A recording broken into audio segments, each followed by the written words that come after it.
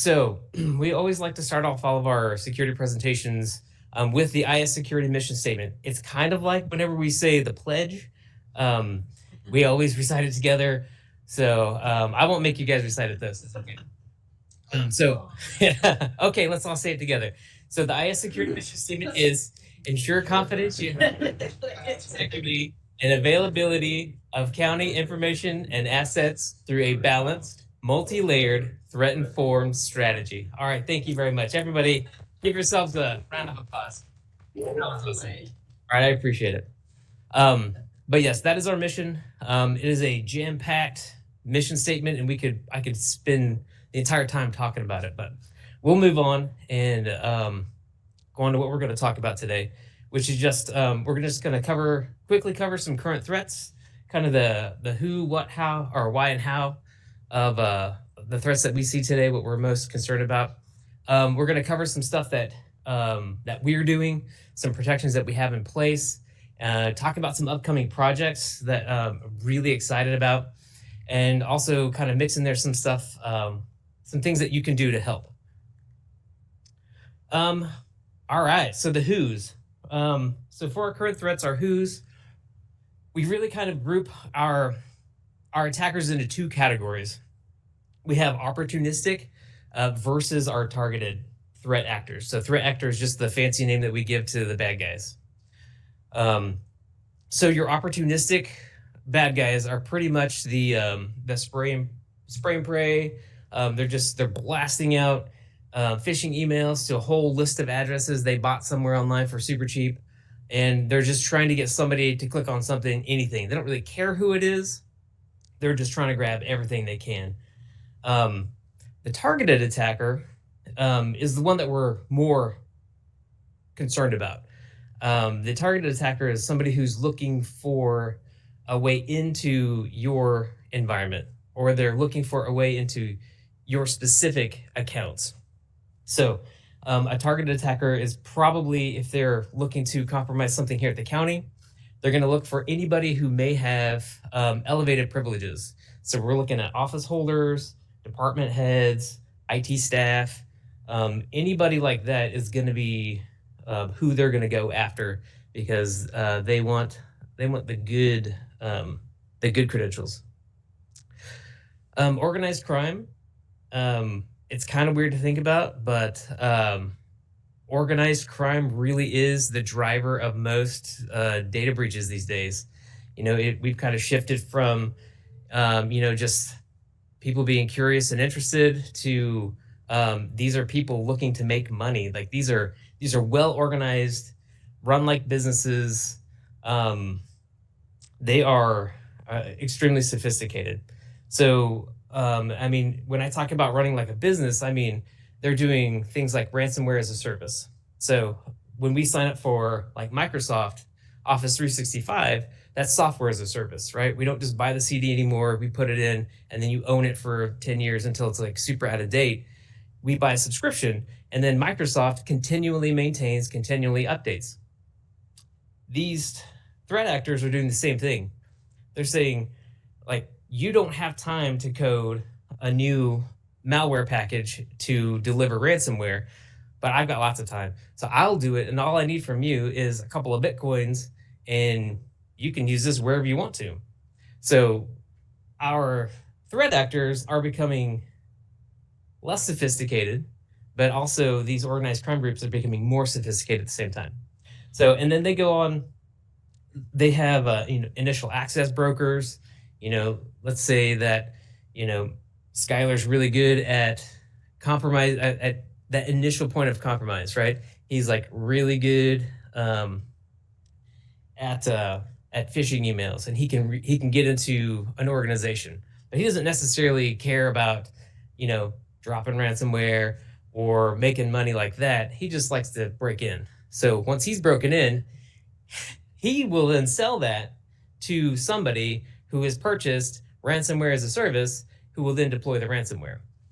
And then once you get the ransomware, the bad guys have call centers set up, like professional level grade call centers set up to help walk you through that process of paying the ransom and releasing your data. So it's extremely organized, it's extremely large, and it makes a lot of money. The other um, the other targeted threat actor that we're really concerned about are nation states. Um, why is Greene County concerned about nation state? Because nation state hackers are looking for everything everywhere. We have universities in town. We have, we're a local government. We deal with elections, which is critical infrastructure. Um, so we are, just by virtue of what we are a target. Nation state threat actors are extremely well trained. You can think of it as like our people who are in the NSA or the CIA doing like the really like cutting edge, bleeding edge sort of hacking, if you will. So, and they are often referred to as APTs, these advanced persistent threats. They're the guys who like sneak in and then they like, they hide in your basement and you don't know that they're there for a long time. So that's kind of the who's. What the bad guys are going for or what they're doing. Data breaches. Data breaches are a big deal. They're just looking for PII, which is personal identifiable information. So that's basically like a name. So your first name, last name, and a social security number, and a bank account number, and a driver's license number. Anything like that is PII. And as you know, at the county, we have lots of that. So financial information is another good one. And they're trying to grab these so that they can, I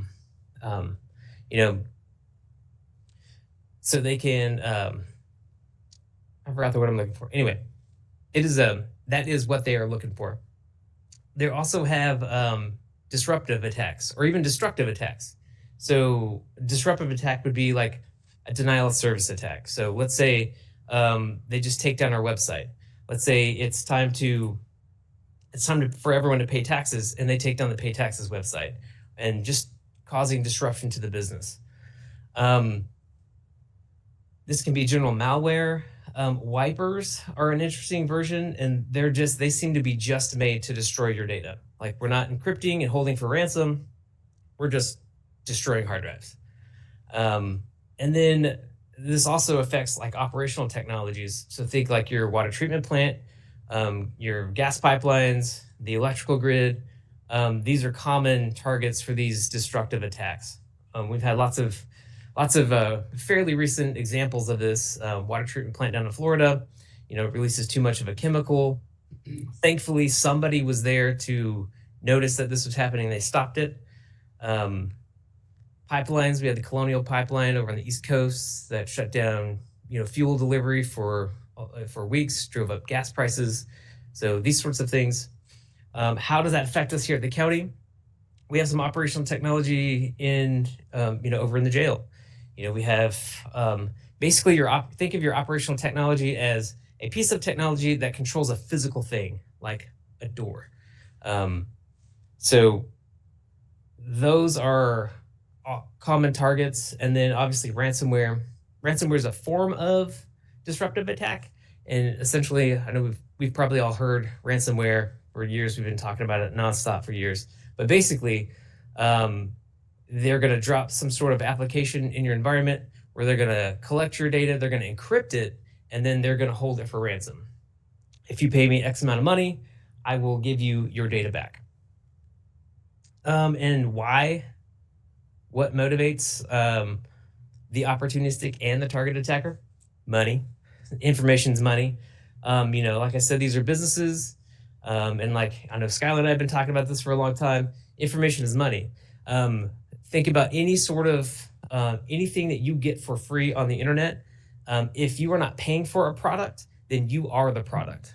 So they are just taking your information, giving you something for free, and then they're using that information to make money. The 23 Verizon data breach report found that 95% of data breaches are financially motivated. So that's the big target, that big organized crime target versus necessarily that destructive sort of target. And just to give you an idea, ransomware, people paid about $900 million in ransoms in 23. I believe it was 940 in 22. So it's big business. They're making lots of money. So how are they able to do some of what they do? Stolen credentials is a big one. 49% of data breaches involve stolen credentials. Your credentials are just what you use to log onto your computer, what you use to log onto your email. And oftentimes breaches will be, people will breach organizations to steal username and password databases, which will then be used to breach organizations. Another common method is phishing emails. So a lot of times you'll get a phishing email and it will send you to a login page so that you can retrieve your voicemail or you can retrieve an important document. And it looks like a Microsoft logon page, but it's really just there for you to enter your username, your password, steal those, and then we'll send you to the real logon page and say, oh no, your credentials were wrong. And then you log on to your account and everything looks right. And you're like, huh, that was weird. But they've just stolen your credentials, to which then they'll use to log onto your account and take it over. Credential harvesting websites, similar sort of thing. Trying to trick you into entering a username or password in order to steal that from you and then take over that account. Okay, email security. Phishing is the biggest risk. I think we all know what phishing is. It's that old-timey scam artist trying to get you to give up your username and password or some sort of information. The biggest recommendations we have, don't click links unless you have to. Oftentimes, you'll see, if you hover over the link, you'll see the URL of where it's trying to send you. So just kind of pay attention to where it's going. If it says it's going to send you to, if it's going to send you to OneDrive, if you hover over the link and it says Canva, then you're not going to the right place. Oftentimes, people will include the whole link, the URL of the link that they're going to send you to, and then you can just copy that and paste it into your browser instead of clicking the link, and then that kind of, you don't have to do the hovering. But anyway, don't click links unless you have to. Attachments are a huge risk. A lot of what we see are the HTML or URL stuffing. So this is a fun one. I'm sure lots of you have received an email that will say, you have a voicemail waiting for you, and which we use voicemail to email here at the county. So if you get one of those from our system, it'll tell you where it's from and it'll have a WAV file attached to it. The bad guys know that we like to use that because it's very convenient. So they will add an attachment that says, this is your voicemail, click here to retrieve it. But it's actually an HTML file. So HTML file is just what we use to program for the web. And I say that with programmers in the room. I don't really know. But so what they've got embedded in this HTML file is like JavaScript code. So it's running a script on your computer and not necessarily sending you where you think it's going to send you. So that typically ends up sending you to another phishing or credential stealing website and asking you to log on with your Microsoft credentials to retrieve your voicemail. So the reason why they do it that way is that it bypasses most of your scanners. So like malware and ransomware being attached to an email, like our email system will pick that up. But the HTML and URL stuffing, we can't detect in email because it's too complicated and it looks like legitimate traffic. Like typically that happens afterwards. Microsoft will analyze the email and then go, oh, wait a minute, that was bad. And hopefully somebody has submitted that to the help desk because you've said, oh, this looks really weird, and we've already analyzed it and we've already blocked it. So that's typically what happens there.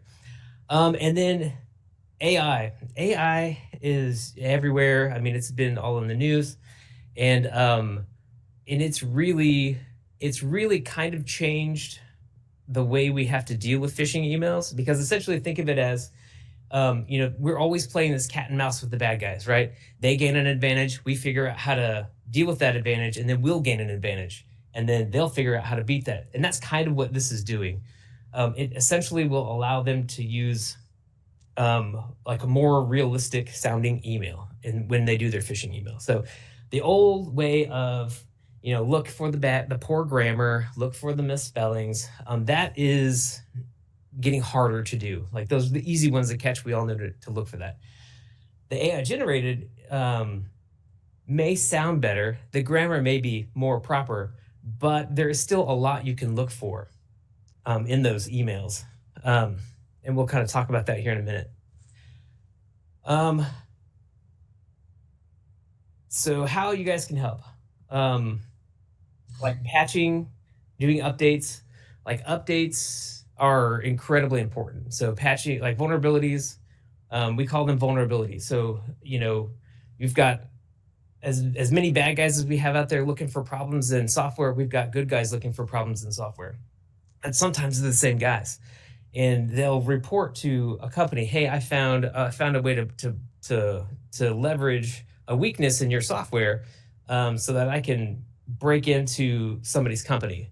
And then they'll scramble to fix that and push out an update, and then it's up to us to update that software on our machines. So vulnerabilities were a factor in 38% of ransomware events for local government ransomware events. So updates are super important, and it also doesn't have to be like a really critical vulnerability, like something obviously bad, like you got to patch this right now, or else they're gonna take all of your data. It can be something a better threat actor can just string together multiple small vulnerabilities and still have the same effect. So even if we're not like freaking out and emailing you guys saying, "Hey, we got to update right now because this is super bad," still do those updates whenever you get the little pop-up window, because it doesn't take a super critical vulnerability for us to get hacked. And restarting your machine, I mean, that's kind of, I know we've talked about that a bit in the past, but at least once a week, just give her a reboot. It helps to apply any patches that were applied. That just cleans everything up, makes everything run better for you guys. And some of you out here are like real crazy, and you actually shut down your machines at night. And kudos to you guys who do that. I think that's awesome, and I wish I was one of you. So that's something we can all work on. Trust but verify. So that's one we've talked about a lot in the past. Trusting those spidey senses. So if you get an email from somebody and it feels weird, just trust that it probably is weird. And feel free to send those to the help desk, because I absolutely love going through those. And we'll try to figure out if it's legitimate, if it's not, and kind of those next steps of what we can do. Ask to see badges. Everyone should have a badge. So if somebody is milling around in somewhere where they shouldn't be, or in your office, and just don't be afraid to say, "Hey, like, I don't recognize you. Like, do you mind if I see your badge? Like, are you a county employee?" That sort of thing. Like, nobody's gonna get mad about that. And then calling trusted numbers to verify requests. If you receive any sort of request via email, it is very important that you call that person just to verify they sent it. And call using a trusted number. Don't call using the phone number that was given to you in the email.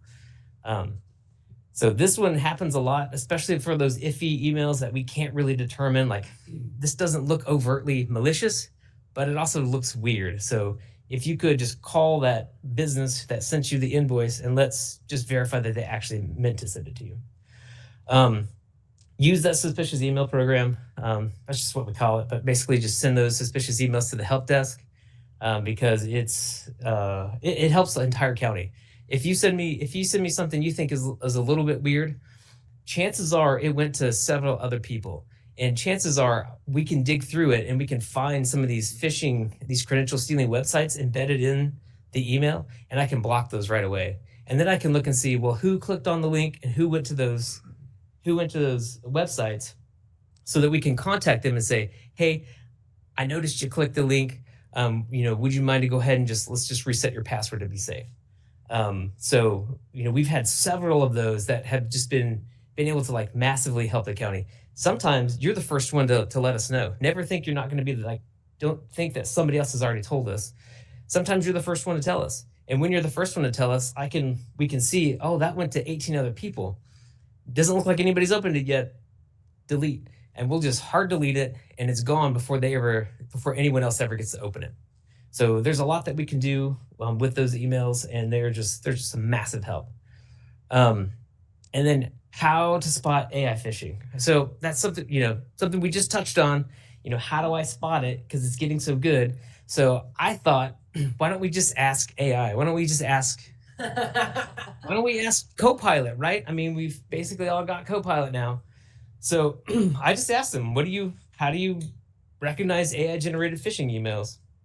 And Copilot told me that compare them with previous communications. So pay attention to formatting and design of the email. You basically, if it's somebody you email with on a normal basis, somebody we do business with here at the county, you probably have a good idea of like the tone of their email. You kind of have an idea of what their voice is. So if you get something that's odd or inconsistent, that's that intuition, the spidey sense is going off saying this might not be wrong. Send it to the help desk and we'll look at it. Content quality. This is like your generic greetings. And it actually, Copilot was really helpful and said, would you like to see an example of a phishing email? And I said, yes, I would. And, it looked really good. And it just has a dear so-and-so, dear user or dear customer, a very generic greeting. So if your threat attacker is probably more opportunistic, this will look weird. It'll say like, dear J.R. Hill at greencountymo.gov, right? It's not going to say dear Justin. It will just be a little bit off. And that's a warning for you to say, maybe I should look at this a little bit deeper. Again, according to Copilot, look for poorly written content or typos. You're just kind of looking for things that you don't necessarily recognize. It's just things that feel weird. You get all these emails every day throughout your daily business. It's kind of like the Secret Service. How do they find counterfeit money? They handle real money all the time, and they know it intimately. They know what real money looks like, and so when you see the fake, they know a fake. So it's kind of the same thing. We kind of have that feeling, so you need to trust that feeling. And of course, unexpected attachments. So if you get an attachment but you weren't expecting it, then that is a sign to like, hey, let's stop. Let's don't open it just yet. We'll send it to the help desk or, call that person, hey, Chad, did you mean to send me an HTML attachment? Like, that's kind of weird. And, Chad will be like, yes, I did. I'm like, okay, thank you. And then I'll open it and it'll be fine. But if you said, no, I didn't, and then you're like, oh, darn, I already opened it and I already put in my credentials, but I couldn't find the thing you were sending me, then most likely you've been compromised. So, and then Copilot's really handy. Like, look, it tells us to stay vigilant, follow the guidelines to protect us online. And the problem is that, like, it's right. Like, all these are true. These are, like, I didn't even have to think anything. I just asked it a question. It told me. But these are all really good things. So, looking for the inconsistencies, I think, is probably the most important part. It's just, they're upping their skills, so we kind of have to up our game as well. Whoops, that's a laser. Sorry if I lasered anybody. Okay, so what we're doing on the IT side, we have adopted a people-centric cybersecurity strategy. And you guys may have heard us say that before. But so basically what that means, 74% of all successful ransomware attacks, data breaches, all that thing, involve people in some way, right? Whether that's I misconfigured something and let the bad guys in, or whether you clicked on something and let the bad guys in. The point is that people are a very important part of this process. So we don't look at you as threats, we look at you as assets, right? You are, you're an intelligent person, you're in a sensor on our network, more intelligent than anything we can deploy, and you're sitting at your desk and you are looking at all the emails coming in. You know where you're going to on the web. And so you can alert us whenever you see something weird, that whole see something, say something thing. If you see something weird, call JJ, let him know, hey, I found something weird, and we'll jump on your machine, we'll call you and figure out what's going on. So we also want to talk to everybody, like this little cybersecurity awareness training, because sharing really is caring. We really do love you guys, and we want everyone to be safe on the internet and here at work, and we want to protect the county. So, and then we also want to understand your business, right? So we talk to you. We want to know, okay, well, what are you trying to accomplish? Like, what can you use technology to help you do your business, and how can we secure that so that you can do what you need to do securely, and efficiently. And also talking tech. If anyone has like sees a really cool thing at a conference or a really cool tool that you want to use, we love talking about this stuff. So like, contact the help desk. We'll, you know, JJ will get a hold of somebody, and we'll get with you, and we'll just sit down and talk about what you're trying to do. And does that fit, um, in our security models? Is that, is it a good and secure application that you're trying to use? I just wanted to throw out Cisco Duo. Um, Cisco Duo has been awesome. Like, that is one of the game changing technologies that we've implemented, and it has essentially, I don't want to say eliminated, but has massively reduced the number of compromised accounts that we've seen. So pre-Duo, we'd get some every now and then. We just reset your password, and then you'd be grumpy and be like, "Why'd you reset my password?" And it's like, well, 5 minutes after you logged in here in Springfield, you logged in Curacao. You logged in somewhere halfway across the world. So it didn't really line up. So we thought somebody stole your credentials, and so we went ahead and just changed your password. So that has gone down a ton, but it's still a thing, right? It's like if you use, I know nobody in here would do this, but if you reuse a username and password somewhere else out on the web, like you signed up for, any sort of service, like I'm going to pick on Canva because I like picking on Canva. Let's say you've signed up for Canva, and you use your county email and your county password. If Canva gets breached and the bad guys steal your county username and password, now they've got the username and password to your email. So what Duo does is it kind of adds that extra layer where they may be able to log into your account, but they can't do that Duo challenge. So if you're getting a whole lot of pop-ups on your phone that's asking you to go ahead and approve a sign-in and you didn't sign in, that's a flag for you to let us know, hey, something's going on with my account. We'll also see if people's like Duo accounts are getting logged out. Like, hey, I tried to log in. I tried to verify from the app on my phone, but it's not letting me in. And we see some logouts occurring. That means somebody's probably stolen your username and password. They're trying to use it, but they've not been able to enter the passcode or the Duo code or the approve on the app. And so they've locked you out of Duo. So some indicators there. So anyway, Duo's awesome. And then, of course, I'm going to plug this suspicious email program all I can because I just love it so much. One more minute. Oh, no. Okay, upcoming improvements. I'm going to smash this into a minute. We're making some big improvements this year.